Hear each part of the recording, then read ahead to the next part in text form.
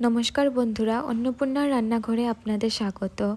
আজ আমি ঘরে কীভাবে খুবই সহজ পদ্ধতিতে ফ্রুট কাস্টার্ড তৈরি করা যায় সেই রেসিপিটি আপনাদের সাথে শেয়ার করব। তাহলে চলুন বন্ধুরা, আর কোনো কথা না বাড়িয়ে ভিডিওটি শুরু করা যাক। কাস্টার্ড বানানোর জন্য প্রথমে আমি একটি কড়াই নিয়েছি। কড়াইটাকে আমি এইভাবে গরম জল দিয়ে ধুয়ে নেব। এইভাবে গরম জল দিয়ে ধুয়ে নিলে দুধ জাল দেওয়ার সময় দুধ ফেটে যাওয়ার সম্ভাবনা খুবই কম থাকে। এবার অল্প জল দিয়ে আমি হাফ লিটার দুধ কড়াইতে দিয়ে দিচ্ছি।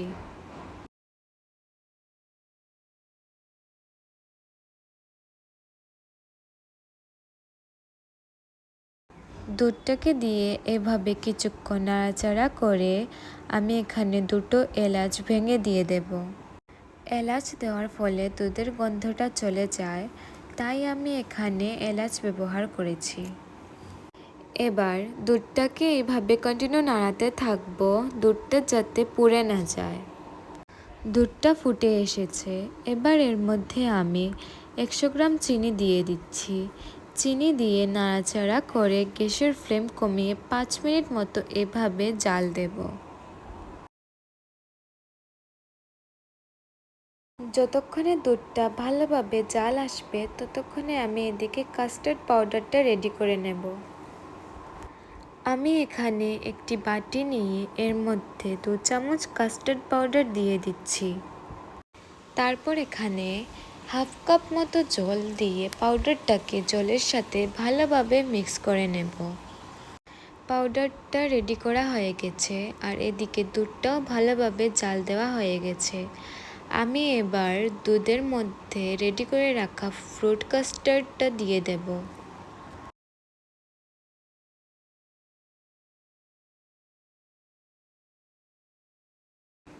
কাস্টার্ডটা দেওয়ার সময় এভাবে কন্টিনিউ নাড়াতে হবে, না হলে কাস্টার্ডটা পুরো গুটি ধরে যাবে। এভাবে নাড়িয়ে নিলে আর গুটি ধরবে না। কাস্টার্ডটা যখন এইভাবে গাঢ় হয়ে আসবে তখন গ্যাসটাকে অফ করে এভাবে কিছুক্ষণ নাড়াতে হবে। দেখুন বন্ধুরা, কাস্টার্ডটা কি সুন্দর হয়েছে। খুব বেশি গাঢ় হয়নি আর খুব বেশি পাতলাও হয়নি, একদম পারফেক্ট হয়েছে। এবার কাস্টার্ডটাকে এভাবে কিছুক্ষণ ঠান্ডা হওয়ার জন্য রেখে দেব। তারপর আমি এখানে নিয়ে নিয়েছি একটি আপেল, কলা, কিশমিশ আর চেরি। এগুলোকে আমি ছোট ছোট করে কেটে নেব।